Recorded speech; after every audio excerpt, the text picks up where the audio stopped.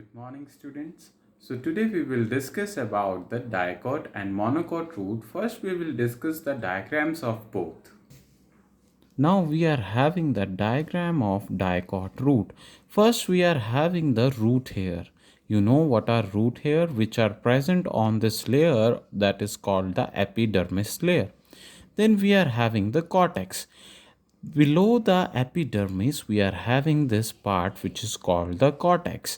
The cells are green in color, which means that these are mostly the cells of parenchyma. Okay, that is why they are in green in color. Then we are having the endodermis. Endodermis basically comprises of a layer that is called the pericycle, which is basically having the accumulation of various cells in it. Okay, now these cells they are further having the protoxylem which is on the above part and metaxylem which is at the below part. We are having here the center cavity. This center cavity is called the pith. Okay. Then we are having the phloem at the bottom region which is for the conduction of the food material. Okay. Now we will see the monocot root. Almost you will see the structure is almost same, but what changes we will observe. Let's focus. We are having the root here as we were also having in the dicot. Epidermis is same. Then we are having the cortex layer which is having the parenchymatous cells.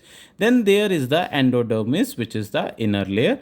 Pericycle is there having the number of rings. Now see, here the rings were only 4, but here there are many rings. This is the major difference. Okay, now these rings, these are the basically protoxylem as well as the metaxylem ones. Here the phloem is on the top. Okay, pith is there which is there in the middle part which is the cavity, and metaxylem is there in the region where the pith is at the bottom part.